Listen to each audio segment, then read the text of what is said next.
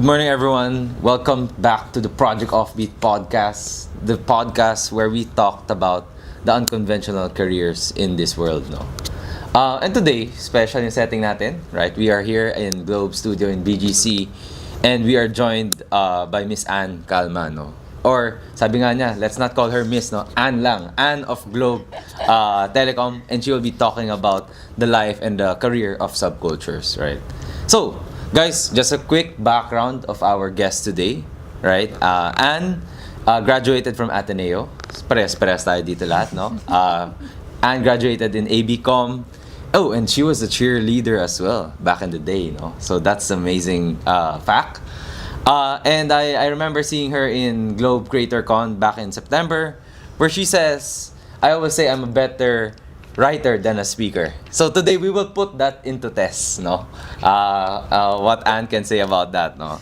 And of course, she's the head of subcultures in Globe, where they are in charge of events like the Globe Music Fest that just happened recently, Globe Creator Studio, right? Globe Conquest and whatnot, no? So yeah, without further ado, guys, I would want to welcome Ann from Globe Subcultures. And how are you doing today? Good morning. Good morning and happy Friday, Lance. Happy Friday, Miss Ann. First time I agree to do this. So interesting. But yes, thank you for having me here. On the way here, while walking, I was listening to your podcast. Yun. Thank you so much for the support, Ann, no? But yeah, I think let's get it rolling, right? First of all, I want to ask, no, what in the world is subcultures, right? When you told me about this career or this department in Globe, first of all, I couldn't get it. What does that mean, diba? In a nutshell. Hey, it's not just you. Okay, it's not just me, right? So it's a common, okay. So I landed the role early this year, and every time I introduce myself or kahit may deck pa ako, parang everyone will ask, what's subcultures? And we did kind of do a survey. And a lot of people answered. Surprisingly, communities. Okay. It's about way of life. It's about culture. So good answers. Very good answers. So parang their freshest ideas were actually on point. Because what we're trying to do is to parang recognize or look at our customers in a different light. We do not see them as just end users, but we kind of apply disciplines of sociology, anthropology, a lot of culture, a lot of empathy there. Yeah. I think one of your teammates, no, Andrew, when I talked to him when setting up this shoot, he actually said subcultures is what is mainstream to you. Diba? What is mainstream to all of us, right? Why is it even important to like drill down on what is mainstream to the people, diba? Yeah. Kasi parang a lot of people are driven by their passions. And it's for me, and sabi ko nga, I'm a better writer than speaker. I speak a very different language. It's not very corporate. I talk very slow. Yeah. Second, I use words that aren't favored in the corporate landscape. Okay. Because sometimes there are a lot of metaphors. So mainstream in the sense now we want to talk about passions kasi nga people are driven by their passions. You can be passionate about food, you can be passionate about creating K-pop. Yeah. You can be passionate about gaming, and a lot of times parang people don't recognize or they see it just as a hobby or as an interest. Correct. Side hustle, no? Side hustle, side gig, and even kunwari yung gig economy na term or yung creator economy, there was something off about it na hindi siya naglalaan sa akin. Kasi parang it's not gig, it's not economy lang. That's why in Globe parang we coined it as creator culture. Kasi it's a way of life.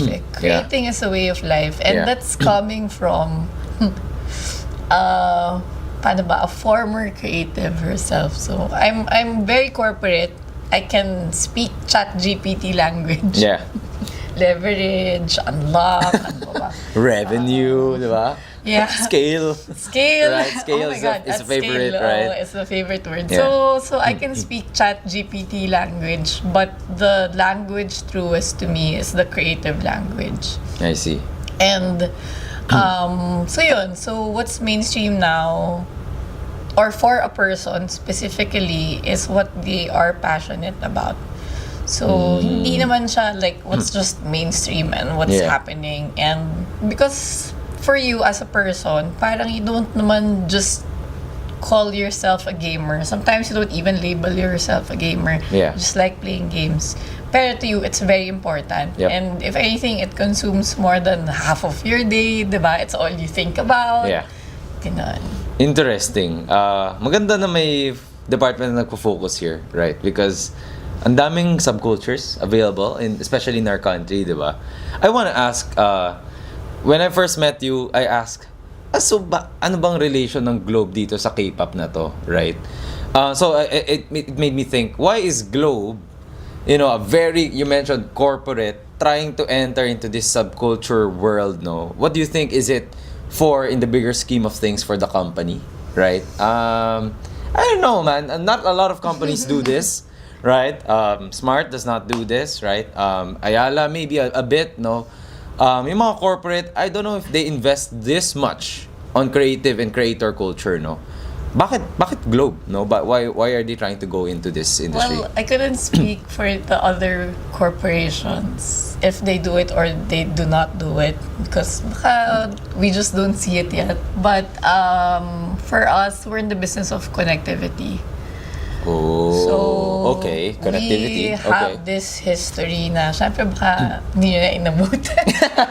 Hindi ko na naman inabutan yes, pero press lang tayo dito. Press lang tayo. But surprisingly, like, we have a customer who's been with Globe for 30 years or over 30 years. So, ganun na katagal yung connectivity, yung business ng Globe. And because we're in the business of connectivity, you'll be surprised na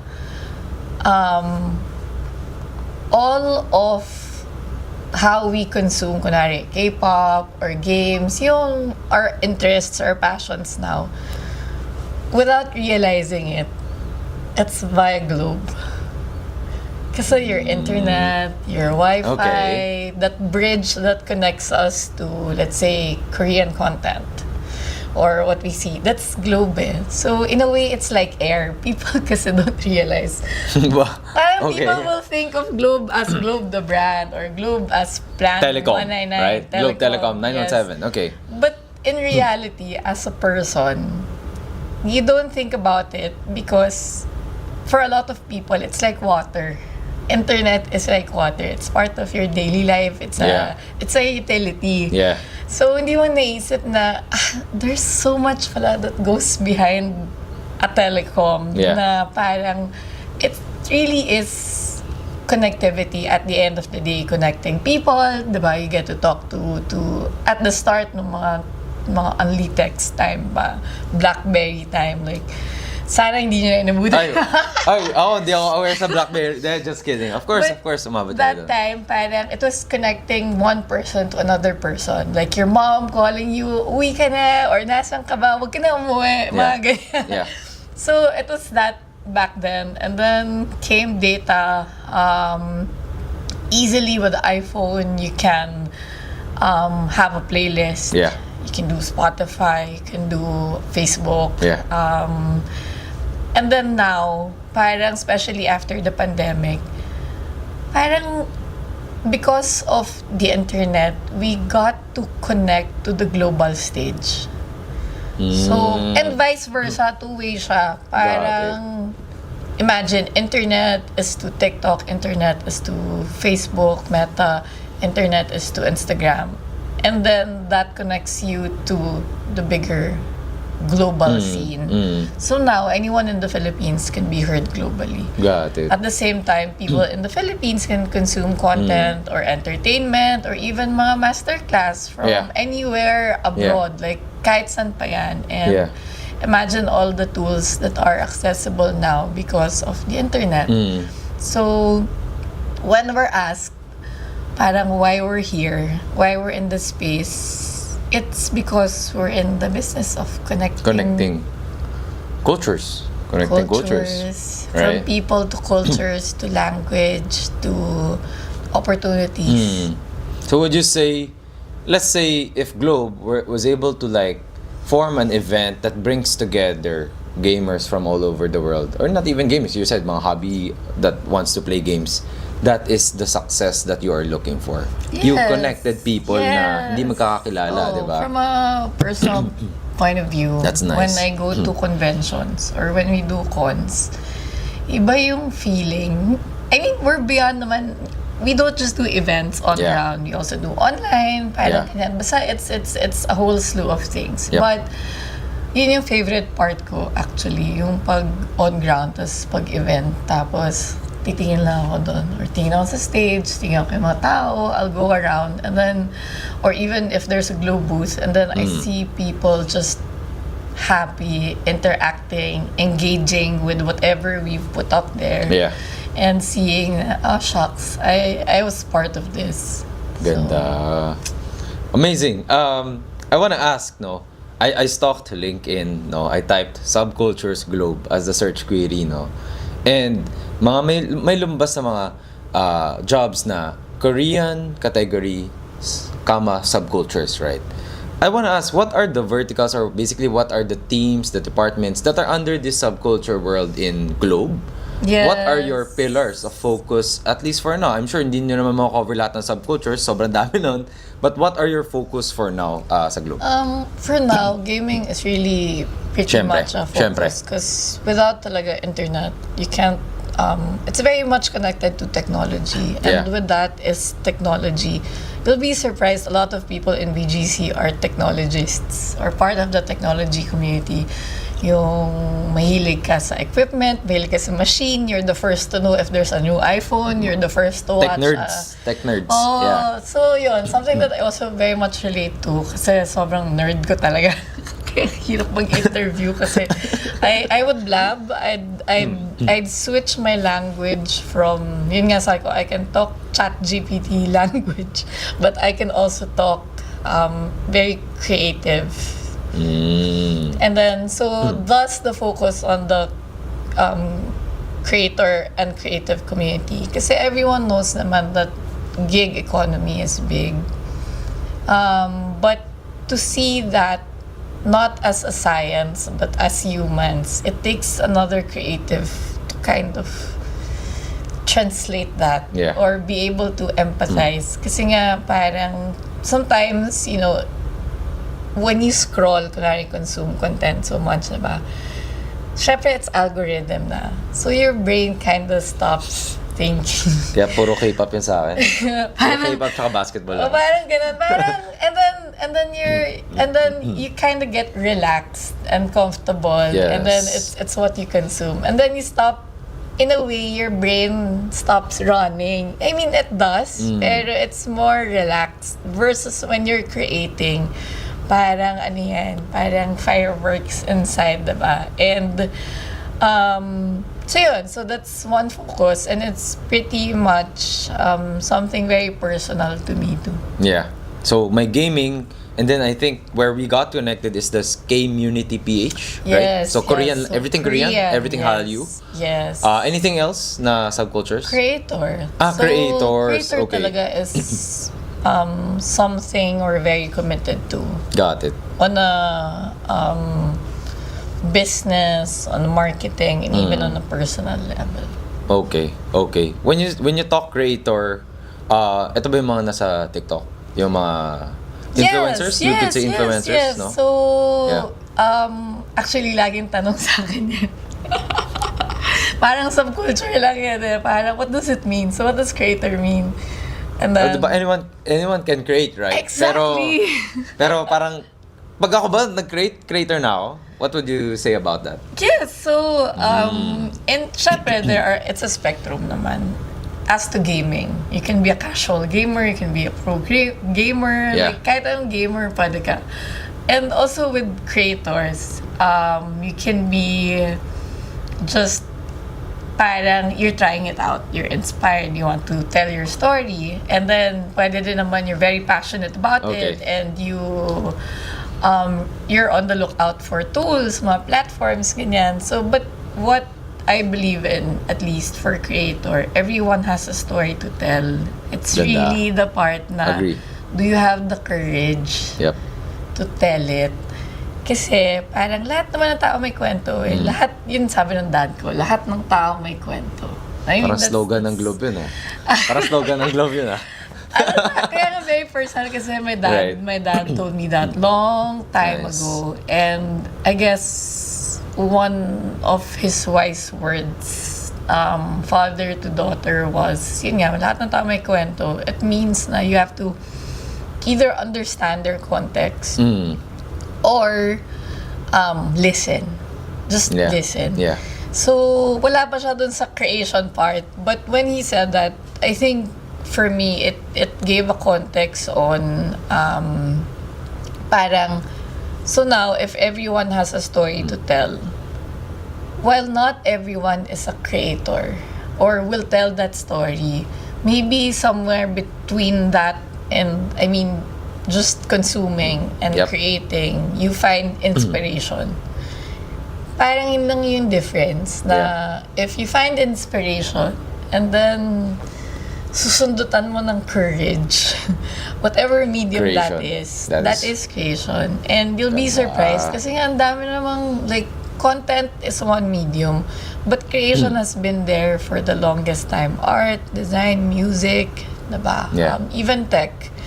A lot of your coders, a lot of your startup founders, ano siya, parang there's a will to create. Alright, so next question naman, Miss Anno. I wanna ask, what is it like to be in a day-to-day life of a subculture specialist like yourself? Earlier, pumupunta kami dito ni Matt sa BGC. Sinasabi namin, siguro saya ng buhay nila, Miss Ann, kasi ang ganda eh. You get to meet Blackpink, you know, you get to meet December Avenue, right? I mean, if that's your day-to-day, I mean, I'm gonna work hard for that to happen, right? What is your day-to-day if you're a subculture person? Those moments you mentioned, yun yung shots of adrenaline talaga. Yun, right. It's like, oh, I made it. Day job. Right, wow. So I remember when I met Blackpink. Oh my God. Grabe. Mind-blowing. Napaka-fortunate. Right. I know. You know, apparently not even YG employees meet them. So What? So that's how special that moment was. But day to day, it's a lot of shocks, empathizing. I start my day walking because I also live near the office. Okay. And then a lot of meetings, very cut-to-cut schedule. But dun sa mga meetings, it's always about trying to evangelize kasi nga not people understand subculture. So the idea, the day-to-day is like explaining what it is and what it means and what's different about it from what we used to do before. Yep. And then in between, so a lot of conversations, like different people. And also even people outside Globe. Kasi syempre we cannot just stay inside the Ivory Tower or the Globe Tower. So we have to go outside. We have to talk to people.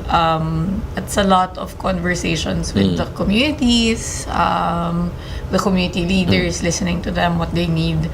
And then at night, so kunwari, end of day na. Yan. Meetings, conversations. At night is when I do deep work.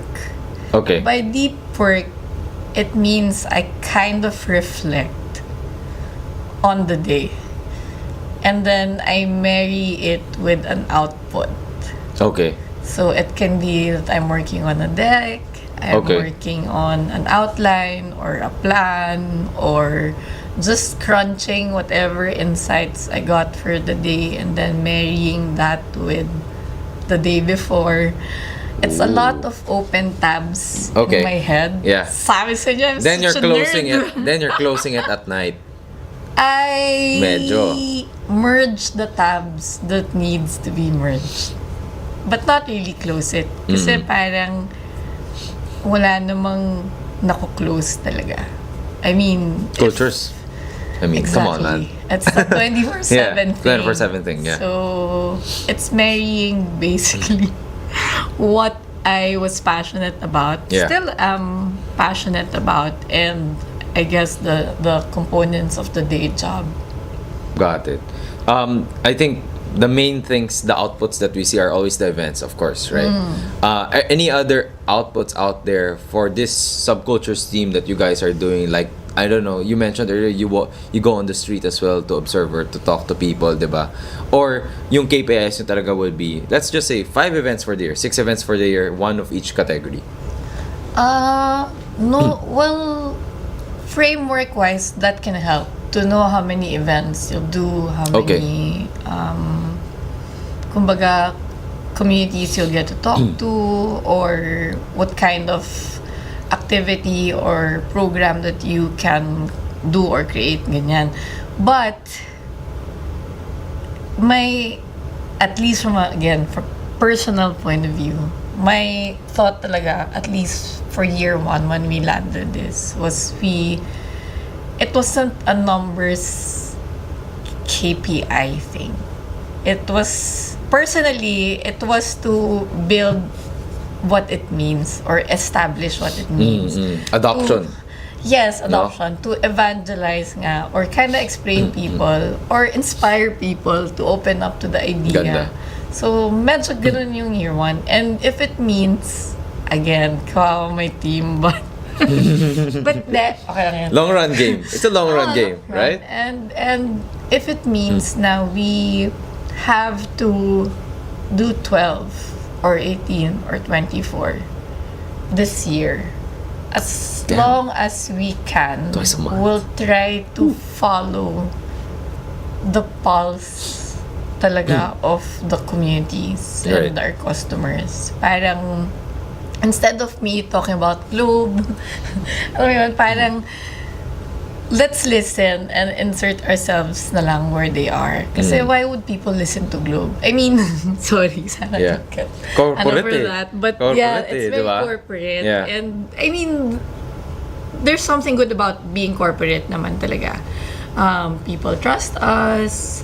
We have the credibility, the stability, and people look to us sometimes when they're confused or if they need support. Sana they know we're there. So, but alam mo yun, as to any relationship, for people to see you that way, you have to be there for them when they need you. Nicely put. Sige, I wanna ask naman, you talk about, going to these events, making these subcultures, there will always be those impactful stories. And when I was stalking you in Facebook, and then meta na pala siya ngayon, there was this post where a dad and his son traveled from so far just to claim a prize. I think he's like a gamer, and then they went to Globe to claim a prize. And then there was also this post about how Fritzy, this TikToker, right? Na sumama sa music fest, right? So you're giving opportunities to these people as well. For you, what has been the most impactful, story, encounter that you've had doing this work? No, anything that comes to mind specifically? Ang dami, like ito. Right. Okay. Kayo. Wow. Okay, we're part of that. We're part of that. Okay. Yes, kasi madami in the sense, I did realize na we were building on it na dumadami pala siya. But impact-wise, it's minimum 1 every month. Like literally every event or every community or every opportunity, meron talaga that will make me think na, shucks, you must be doing something right. Like yung kay Fritzy, ano lang yun, like... Chat-chat lang. Chat. Viber. Like, scrolling at night. Tapos, grabe. Scrolling at night, and then, sabi ko nga parang, grabe, we're so parang as Globe, the corporate brand, we're so close to our customers because of technology. And then yun, so how it translates to real life is ako randomly scrolling and then seeing this post about a drummer girl na prodigy. Tapos, sobrang, as in, random lang. And then, wala na, nag-rabbit hole. Alam mo yung pag nag-rabbit hole ka ng content, and then you look at it, and then you see parang, shucks, may lukso ng dugo kasi it's such a perfect fit for the music fest. Parang imagine if minsan kasi pag nakikita ko, tapos isip ko, ano kaya yung dream nila? Ano kaya yung, I mean, what do they need? Kasi nga, I'm always thinking about what kind of support will they need in real life. Ano yung ibig sabihin ng opportunity, di ba? Kasi, ang dali namang slogan yun eh. Yung providing opportunities. Familiar. Everyone can say Familiar that. yan. Yep. But what does it really mean? Parang ganon. So, yung providing opportunities is literally like, if mayroong part of what I do or my day job wherein I can talaga find a way to bridge parang a girl's dream to something that we do. Kahit na hindi ko sure if mangyayari siya. Pero try lang. Yun naman yun eh. Parang try lang. Let's see if it's gonna pan out. If papayag yung mga tao involved. And then, when, ayun na, D-Day came, 917, G-Music Fest, sound check, and thank you talaga to Koy of December Ave kasi he believed in it. Sound check. Bala na, let's try. Basta, puta kayo. Like, let's see. Syempre, like, there were logistics involved and stuff. And then, wala pa audience kasi nga sound check. Akyat siya ng stage. So, dahil wala pang audience, pwede pa ako tumuntong sa tabi ng drum set. Yeah. Just to watch very closely. Nung pumalo na siya, parang, it was so natural. Imagine a 12-year-old kid. In that big stage. In that big stage. With December Ave. With 10 years,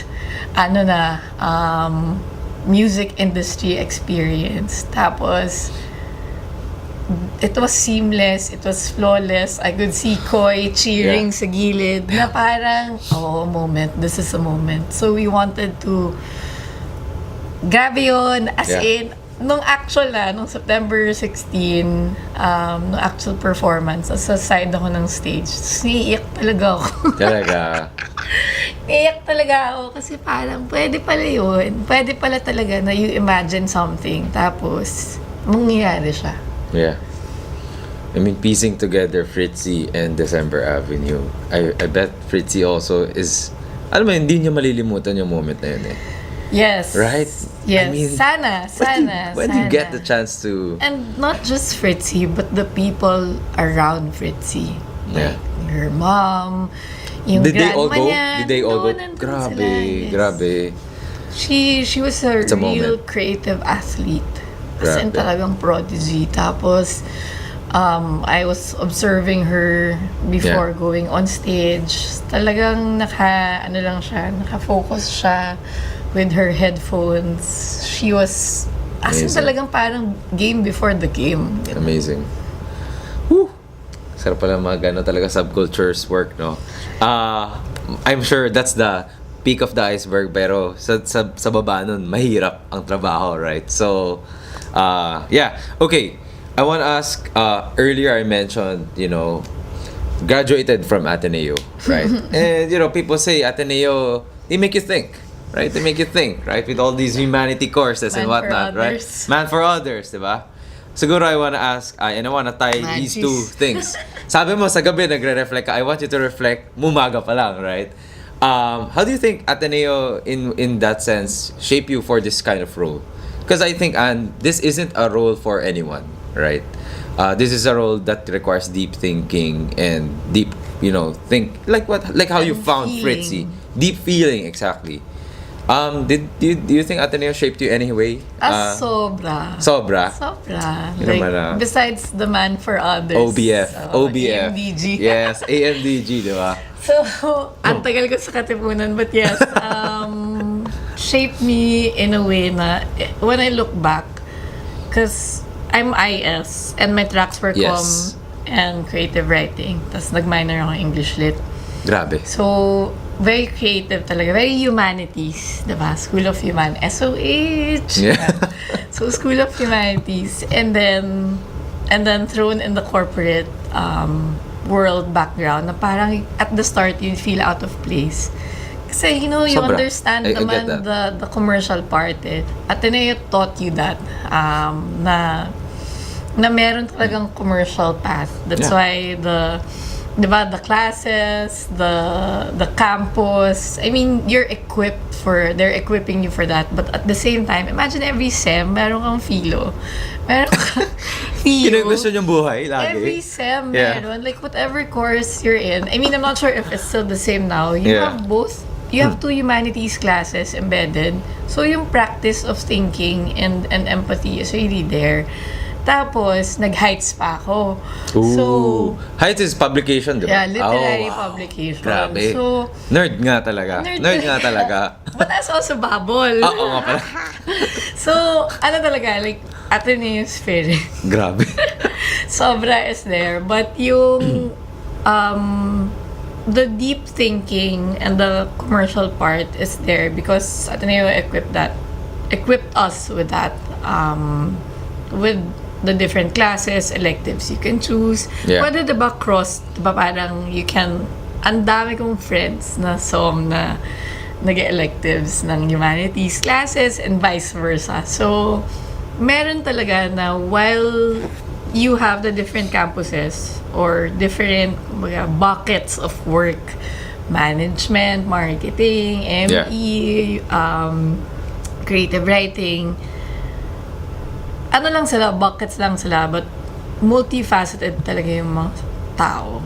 Kasi nga parang yung interest would cross over. Yeah. So, because Ateneo recognized that, go Ateneo 1B, UBF talaga. Ateneo recognized that. I had the opportunity to do both. So, get exposed to both as advertising, as the commercial side of but also the creative part of it. Creative writing, humanities, great books, 1, 2, 3, Philo 101, 102, 103, 104, lahat yan. So, hindi mawawala yung humanities part. Yeah. But the best part is when you get out of Ateneo and then you're given an opportunity to serve.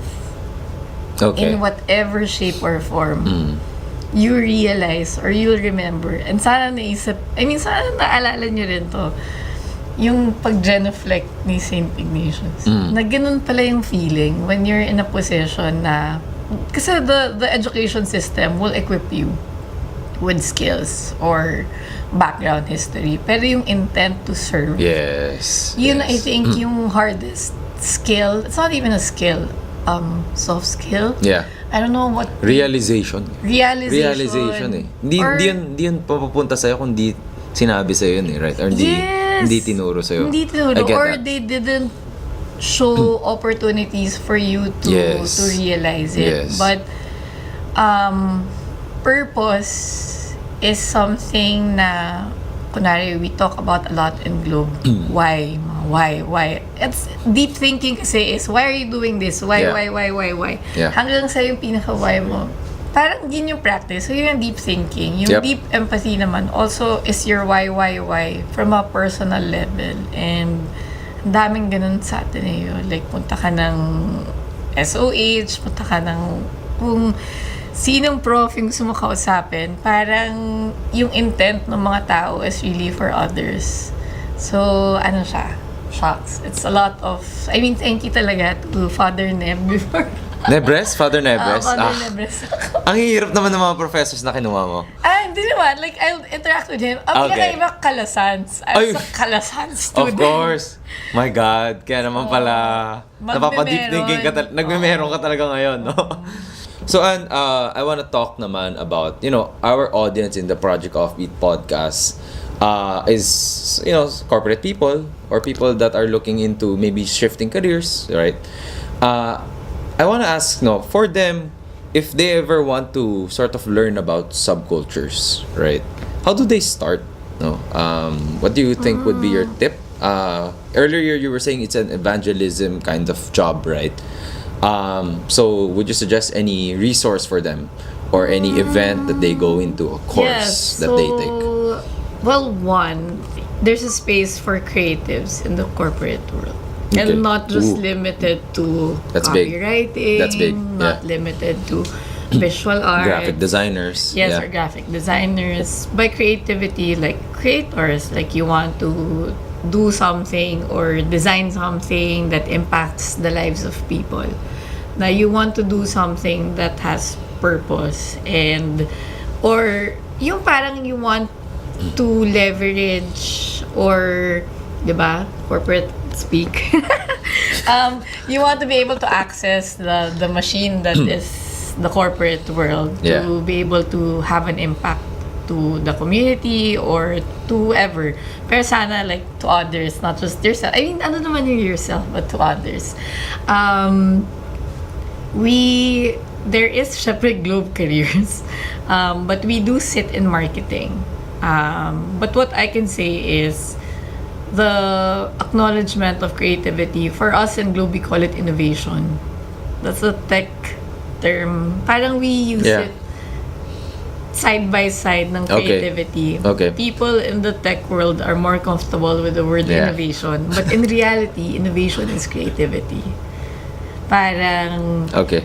So, whatever you want, whatever your hard skill is, you can mix it up and you can apply for that job. Okay. Or it can also be, we're actually opening up a program wherein we're inviting creators to send over their works, proposals. Baliktad, kasi what we used to do in the past, parang we would identify na who will we collab with, and then we'll support their project. At the baliktad, parang we're opening up a program na you can send in your work, you can send in ganyan for grant, whatever. Or we're also opening up our doors. Kunwari nung CreatorCon, we had the event in Globe Tower. Kasi this is, psycho nga when I opened it, this is home for us, at least sa mga taga Globe. But we want to open it up to our customers, especially creators. Kasi nga parang this is a gesture of us breaking the fourth wall. We want to be able to co-create. We want to be able to collab directly. Yung parang we're not as if. And yun nga, so we have a program. If you just want to send over works, our doors are open. If you want to apply for a commercial role, kumbaga kunwari engineer ka, ganun, tapos gusto mo pursue yun, but at the same time you want to be in a space where you can explore your passion or your creativity, we have that because we're embracing a lot of internal clubs. So kunwari like meron kami mga game board club, may ganun, and then we also open up the chance to work with us. Parang, kunwari meron taga Globe kahit hindi sila taga department namin, pero they wanna work on K-pop or Korean. Like, we're very open and excited for those kinds of collabs. We are also always in events. Pansin ko nga eh. Panay Globe yung mga event dito sa BGC, right? So, when we're at events, we're also cognizant na if there's an opportunity, if we meet a talent or if we see one, parang we're very open to potential collabs. So, it may not be right away, but yun nga, we keep our tabs open para when the opportunity comes, we'll be able to bring that together and connect them. Awesome. Shout out any author, because you're a reader, right? Shout out any author that you feel helped you a lot in this line of job. Could be a sociologist, could be a philosopher. Any author. Any author. Sige, to quote a friend, my office best friend, it's Marcel's take on hope. Sorry, Marcel. As the philosopher. Okay. Hope. Philo talaga to. Philo, no? Okay. Hope is not the light at the end of the tunnel. Hope is just enough light for your next step. So, sometimes kasi, diba, we think, hindi, sige, gawin ko to hanggang sa dulo, whatever, ganyan. Or, you do it, you stretch yourself out for the end. Yep. But in reality, you just need enough light for your next step. Napakaganda. Okay, thank you for that, no? Shout out to Marcel. I don't know, is he still rest in peace ba to? Hindi. He's still OG, basta OG, right? Thank you, Marcel, for that amazing quote. Okay, I want to ask, earlier I asked you, diba, subcultures, the official category is in Globe is of subculture marketing, right? What are the jobs that you think you are foreseeing in the future na possibly wala pa ngayon that is related to subculture? Just throw any idea out there. Community builders. Ooh, for sure. Community builders, okay. Yes. So, it's just they see community or people differently, and then they're able to, I guess, bridge corporate value or business value into a way of life without yung having it jarring na parang it's too hard sell. You don't really need to hard sell stuff. Totoo naman.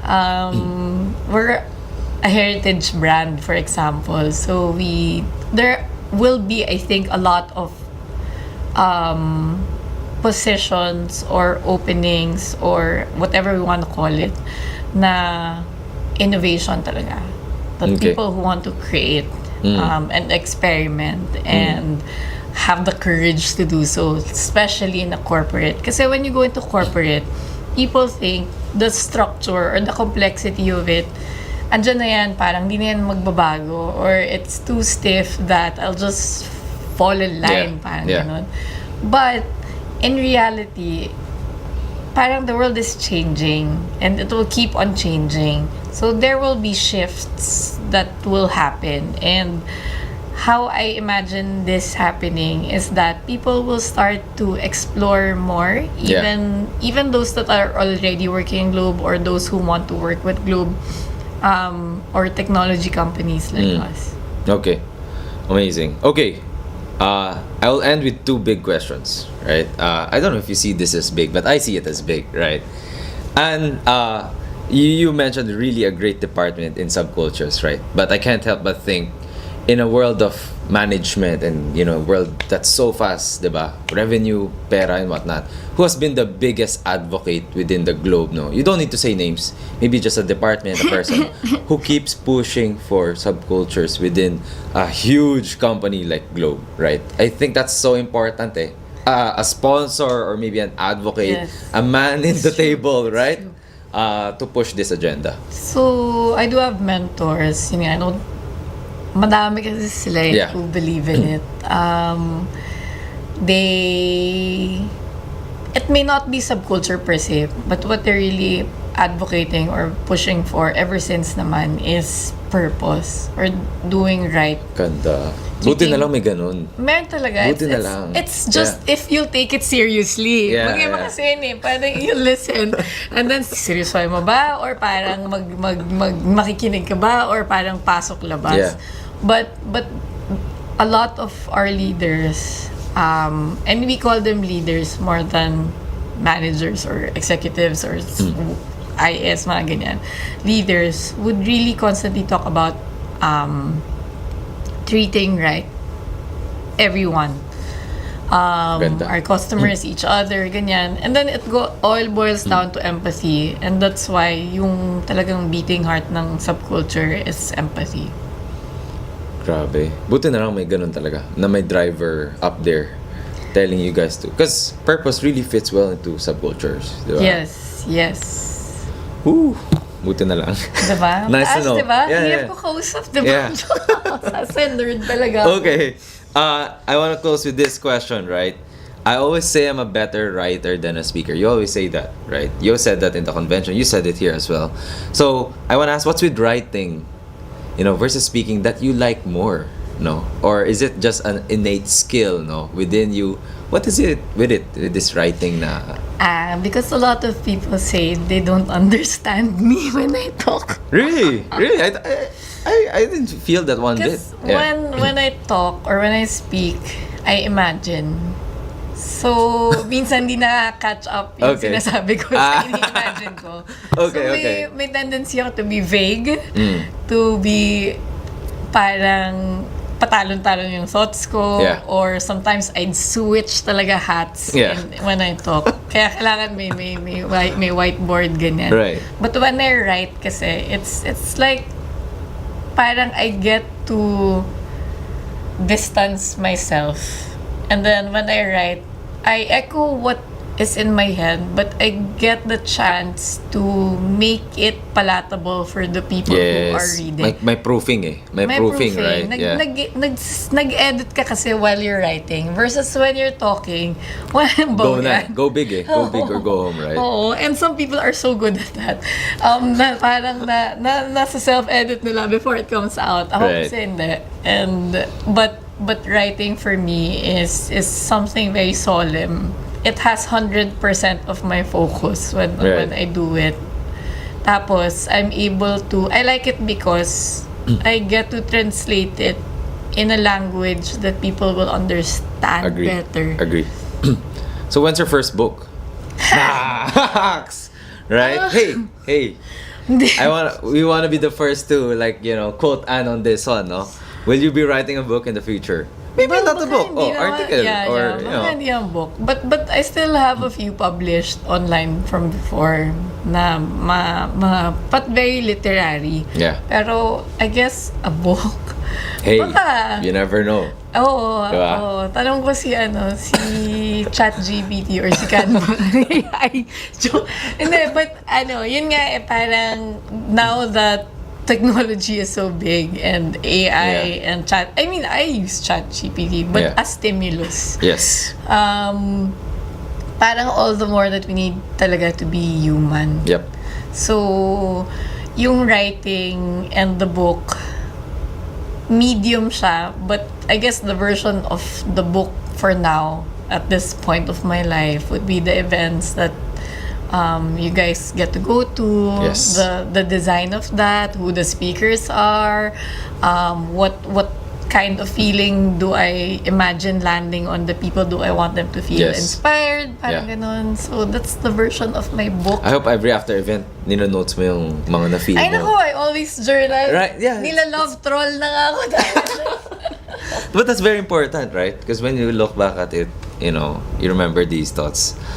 Okay. Anne, thank you so much for joining Project Offbeat podcast. We learned a lot about the Subcultures career, about Globe, about your life as an Atenean, right? As a philosopher as well.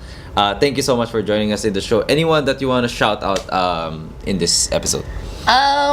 You guys, thank you. Thank you. Thank you for inviting. I was so stressed. No, not stressed. I was so nervous and I'm still nervous kasi nga I don't really get to talk. But you've made it easy and I'm so happy kasi you're doing this. So, big shout out to you and see you again later. Yes. We're gonna go to... Punta kayo sa Here For It Podcast Festival, right? Yes. Of course. It's another, believer ako ng storytelling, di ba? So, sobrang believer ako ng podcast kasi it's long form. I mean, you get people to talk like this. Yeah. You don't need to cut and edit and I agree. frame me or whatever. Parang there's beauty in how raw this is. So, to all the podcasters and creators, storytellers, parang this is your time. Awesome. Thank you. Nakaka-inspire for Project Offbeat. Right. Thank you guys, Offbeat. We hope to see you in our next episode. Thank you. Thank you.